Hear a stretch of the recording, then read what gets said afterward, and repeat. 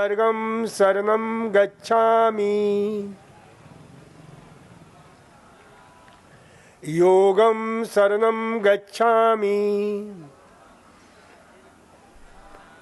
आरोग्यं शरणं गच्छामि धम्मं शरणं गच्छामि आनंदं शरणं गच्छामि। ओम आनंदम, ओम आरोग्यम, ओम आरोग्यम, ओम आनंदम, ओम शांति शांति शांति।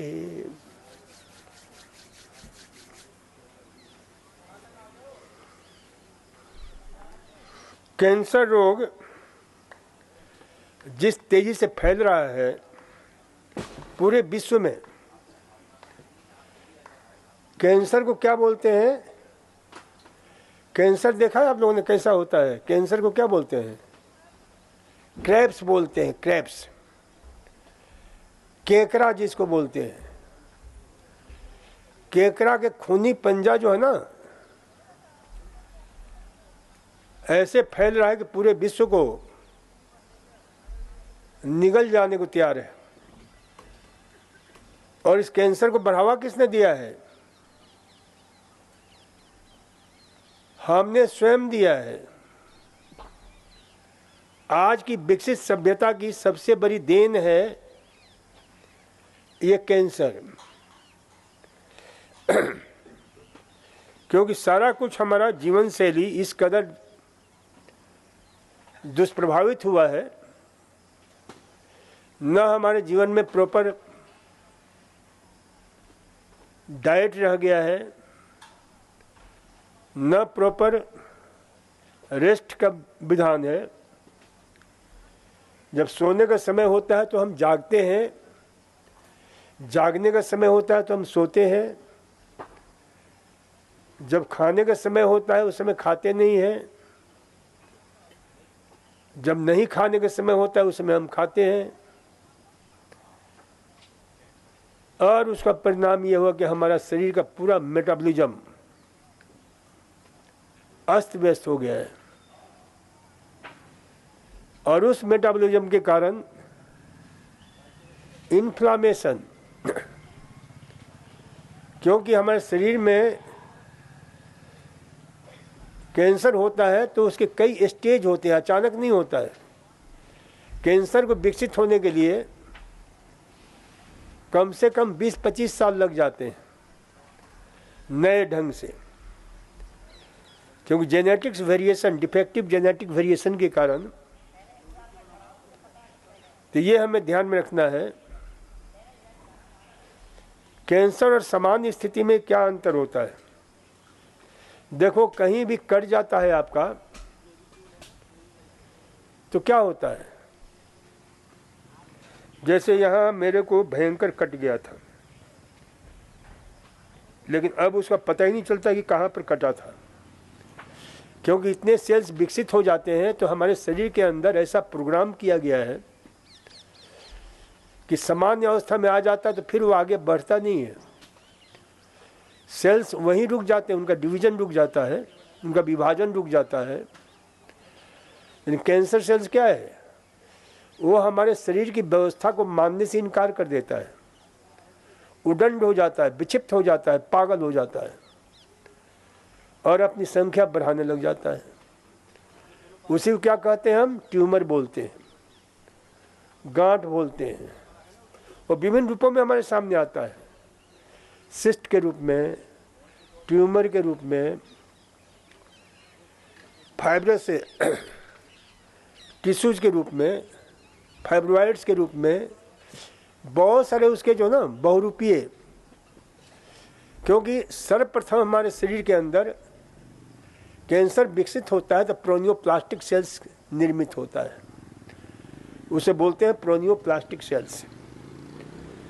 और फिर वो जो है नींव पर जाती है। और ऐसा क्यों होता है? तो due to wrong feeding, wrong living, wrong thinking, wrong cultivation habit, wrong behaviour, आप आश्चर्य करोगे कि हमारा बिहेवियर भी कैंसर पैदा कर सकता है। यदि हम हमेशा गुस्से में रहेंगे, चिंतित रहेंगे, दुखी रहेंगे, तनाव में जिएंगे, फ्रस्ट्रेशन में जिएंगे, anger, jealous, fear, frustration, hatred, NY, ये नेगेटिव इमोशंस हमारे पूरे सिस्टम को इस कदर विषैला बना देते हैं कि आप कल्पना नहीं कर सकते। तो इसलिए इसे ध्यान रखिए कि इन सब में अब जैसे बहुत लोग जो है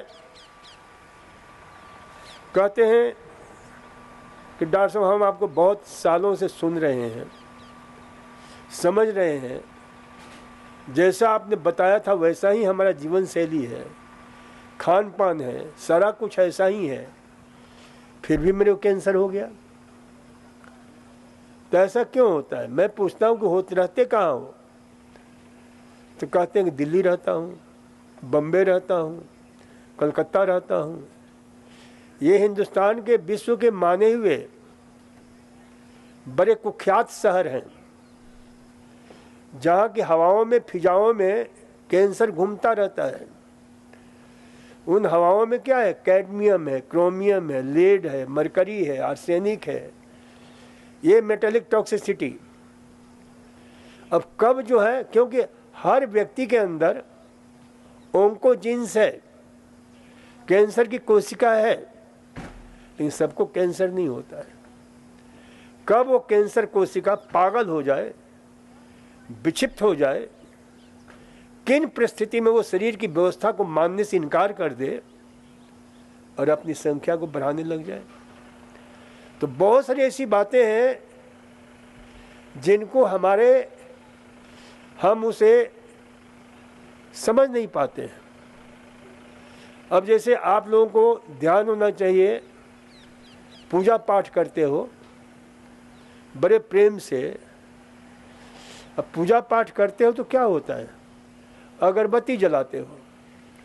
अगरबत्ती जलने से जो उसमें से रसायन निकलता है वो क्या होता है? पॉलीसाइक्लिक एरोमेटिक कंपाउंड, बेंजोपायरिन, बेंजोपायरिडिन, बेंजोफेनथ्रीन, और ये हाईली कार्सिनोजेनिक होता है, कैंसरकारी होता है। अब पूजा पाठ भी करो तो आप कहोगे भाई इसे तो जलाना ही पड़ेगा। अरे जलाना है तो घी जलाओ। घी से जो निकलेगा पूरे वातावरण को परिशुद्ध रखेगा, शुद्ध रखेगा। अगरबत्ती नहीं, या जो है धूप बत्ती जलाओ, या जो है यज्ञ करो। पूरा वातावरण को जो है पूरे उसमें जो औषधियाँ डाली जाती हैं, और इस पर रिसर्च हुआ है, खोजें हुई हैं बहुत सारे। हमारे पतंजलि रिसर्च इंस्टीट्यूट ने खोज किया है कि इससे अनेक प्रकार के ऐसे एरोमेटिक कंपाउंड निकलते हैं जो हमें anti cancerous, anti cardiac, anti hypertensive, anti, और उसी आधार पर यहाँ पर अलग अलग प्रकार के रोगों के लिए अलग अलग प्रकार के जो है यज्ञ की व्यवस्था की गई है। लेकिन उसमें अगरबत्ती नहीं जलाया जाता है। तो ये ध्यान रखा करो कि भाई इसी प्रकार से जो है ना, कई बार हमने बताया है कि इस समय जो है बहुत यानी मॉडर्नता के, आधुनिकता के मॉडर्न लाइफ स्टाइल के रूप में हम क्या करते हैं? ज्ञान नहीं है, हम कैंडल पार्टी करते हैं मोमबत्ती जला करके, और वो मोमबत्ती भी कितना हाईली कार्सिनोजेनिक होता है क्योंकि मालूम नहीं है, ज्ञान नहीं है हमें। उसमें टॉलिन करके एक विशेष प्रकार का हाईली टॉक्सिक कार्सिनोजेनिक तत्व होता है। तो ये सारी चीज़ें हमें ध्यान में रखना चाहिए कि भाई इन सारी चीज़ों का प्रयोग जहाँ तक हो सके नहीं करें तो बहुत अच्छी बात है,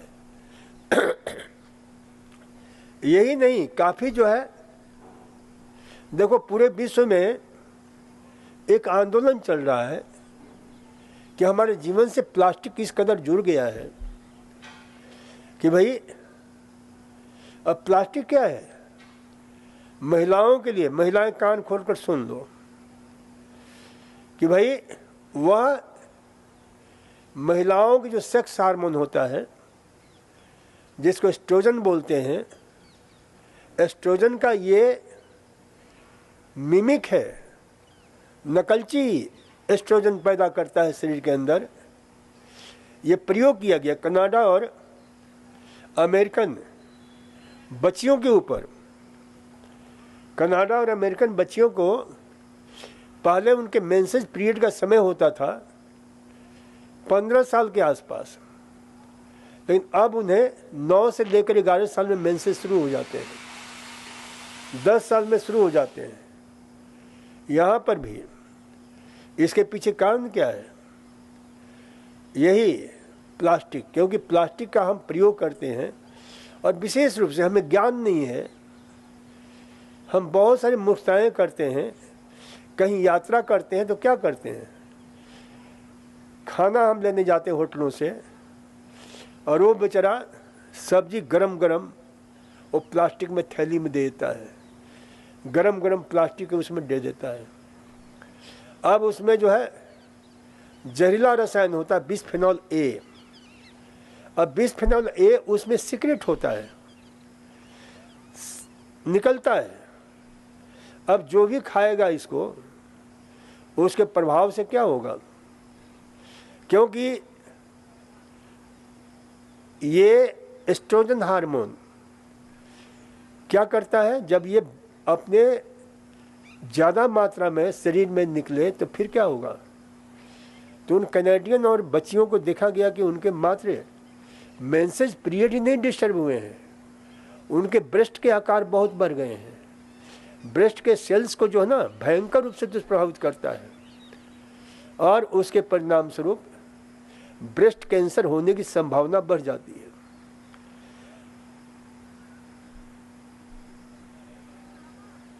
तो ये ध्यान रखा करो कि भाई इस प्रकार से बहुत सारी चीजें हैं जो कैंसर पैदा कर सकते हैं। इसी प्रकार से जो है बहुत सारे ऐसे जो है हर्ट्स होते हैं, वह भी कभी कभी कैंसरकारी होते हैं। तो इसे ध्यान में रखना चाहिए कि भाई इतना ही नहीं, आप लोग कभी जो है मूंगफली खाते हो, बादाम खाते हो, मुंह में डाल लेते हो और वो बहुत कड़वा लगता है। अब उसमें क्या होता है, एफ्लाटॉक्सिन्स, जो सबसे खतरनाक जो उसके मोल्ड्स होते हैं, जो उसमें क्या लग जाता है। तो ये जो है ना highly toxins, aflatoxins liver cancer पैदा करता है। लीवर कैंसर होने का मतलब ही होता है भयंकर स्थिति, मौत। तो ये ध्यान रखा करो कि इन सारी चीज़ों का प्रयोग जहाँ तक हमारे पास समझ है नहीं करना चाहिए। इतना ही नहीं, बहुत सारे ऐसी चीज़ें जो कार्सिनोजेनिक ग्रुप में रखी गई हैं, करीब 501 ऐसी चीज़ें हैं जिसने उनका प्रयोग जहाँ तक हो सके न करो तो ज़्यादा अच्छा है। बहुत सारे मसाले होते हैं जिसमें नाइट्रस कंपाउंड होते हैं जो आपके कैंसर के नींव डालते हैं। तो ये ध्यान रखो कि भाई जो इस प्रकार की चीज़ें हैं जो कैंसरकारी हैं, कैंसरकारी बहुत सारी चीज़ें हैं, तो उनका प्रयोग जहाँ तक हो सके कम से कम करें। अब ये तो हमने बताया कि इतने सारे कैंसरकारी चीज़ें हैं, लेकिन कैंसर यदि हो जाता है या नहीं होने के लिए भी परमात्मा ने बहुत सारी चीज़ें दी है, उसे कई गुना ज़्यादा दिया है। अब वो हमें मालूम हो तो हमें कैंसर नहीं हो सकता है। हमें इसका ज्ञान होना चाहिए कि क्या क्या चीज़ें हैं, और खूब मिलता है, इफरात में मिलता है। यहाँ तो इतना होता है कि कभी कभी बेचारे किसान जो है दुखी हो जाते हैं, उसको ले करके सड़क पर ही फेंक देते हैं, क्योंकि उनको गुणों को मालूम नहीं है कि अपूर्व है, अद्भुत है। कई बड़ी बड़ी कंपनियां अब उसका उपयोग कर रही हैं। तो इसलिए इसे ध्यान रखो कि उन आहारों में जो कैंसर को जो है नियंत्रित करती हैं, कैंसर होने नहीं देती हैं, उसमें जितने भी लाल, नारंगी, पीले, हरे रंग के साग सब्जियां, फल इत्यादि परमात्मा ने दिए हैं, उसमें कैंसर से मुक्त होने की प्रबल क्षमता दी है, अद्भुत क्षमता दी है। क्योंकि एक एक आहार में 9 से लेकर के 1100 प्रकार के आपके माइक्रोन्यूट्रिएंट ऐसे भर दिए हैं जो जबरदस्त एंटी कैंसरस होते हैं। तो इस दृष्टि से जो ना इस प्रकार के आहार, और एक दो नहीं है, करीब 5 से 1 ऐसे आहार तत्व हैं। आहार तत्व तो 900 से लेकर 1100 प्रकार के हैं। जापानीज वैज्ञानिकों ने इस पर खोज किया, रिसर्च किया एक एक में, लेकिन 500 प्रकार के ऐसे आहार हैं जो पूरे विश्व में होते हैं। उसमें से कई आहार का वर्णन हमने मेरा आहार मेरा स्वास्थ्य में हमने पुस्तक में किया है। एक एक आहार का पोस्टमार्टम किया है। तो ये जो है ना आहार में, जैसे पीले रंग के जितने फल सब्जियां हैं, तो पीले रंग के कौन कौन से हैं? नारंगी है, शकरकंद है, गाजर है, आपके जो है कुछ गोभियां भी हैं। तो ये इस प्रकार के जो है आहार जो है जबरदस्त, क्योंकि इनमें क्या होता है, इनमें बीटा कैरोटीन होता है जो जबरदस्त, और इसके ऊपर इतने रिसर्च हुए, इतनी खोजें हुई हैं कि ये महा अद्भुत कैंसर को नष्ट करने वाले तत्व हैं। 3 आहारों का प्रयोग जो है ना किसी न किसी रूप में करो। इनका जूस बनाकर पियो, कच्चा खाने की अपेक्षा कम से कम 1 गिलास जूस इनका दिन भर में अवश्य जाना चाहिए, यदि हम कैंसर से बचे रहना चाहते हैं तो, कैंसर से हम रक्षा चाहते हैं तो इसे जो है ध्यान रखिए। तो ये ध्यान रखना कि भाई पीले रंग के जितने भी, उन सब का प्रयोग करो। इसी प्रकार से नारंगी रंग के जितने भी आहार हैं उनमें जियांगथिन, जेंथोफिल, ये कुछ ऐसे आहार तत्व हैं जो कैंसर से हमें मुक्त रखते हैं। तो इसे ध्यान में रखना है।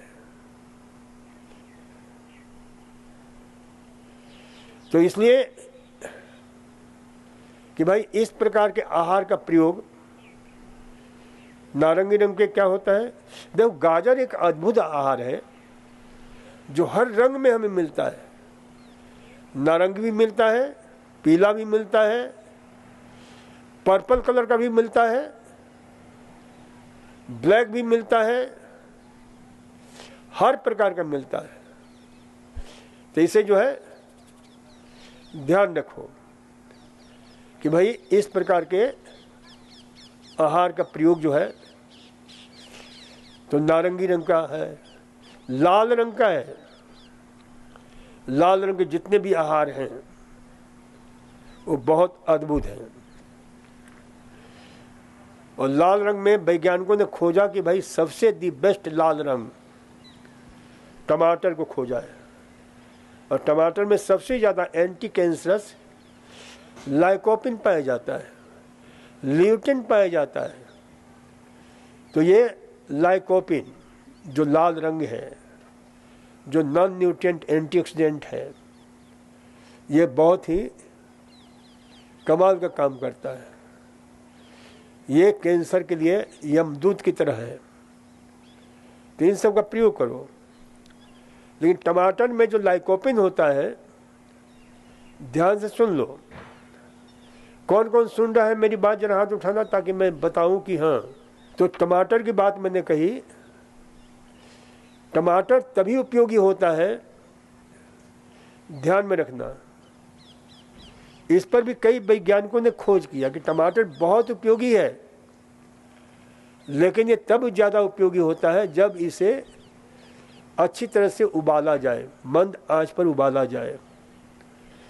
क्योंकि उसमें जो लाइकोपिन तत्व है, जो ज़बरदस्त एंटी कैंसरस है, एंटी डिटॉक्सिफाइंग एजेंट है, वो तभी उपयोगी होता है जब उसे हम उबालते हैं 15 से 20 मिनट, 25 मिनट, आधा घंटा तक मंद आंच पर धीरे धीरे। तब उसके जो है ना फाइबर्स होता है उसमें, उसके रिश्ता टूटता है। क्योंकि इस पर एक वैज्ञानिक कितने सारे खोज करते हैं बेचारे, एक एक चीज को लेकर के। ये ऋषि तुल्य वैज्ञानिकों को नमन है। डॉक्टर रुई हुई ली यू कार्नेल विश्वविद्यालय की डॉक्टर है, रुई हुई ली यू। तो उसने इस पर खोज किया, रिसर्च किया कि भाई हम ऐसे टमाटर खाते हैं तो शरीर उससे अच्छी तरह से एब्जॉर्ब नहीं कर पाता है, जज्ब नहीं कर पाता है। लेकिन यदि उसे हम उबाल देते हैं तो वही टमाटर का जो है ना बहुत उपयोगी हो जाता है। फिर उसने एक बात और कही कि उसमें उबालने से विटामिन सी तो नष्ट हो जाता है, खत्म हो जाता है, लेकिन हमें जो लाइकोपिन की मात्रा इतनी अच्छी मिल जाती है कि उसकी जो है ना कमी को ये पूरा कर देता है।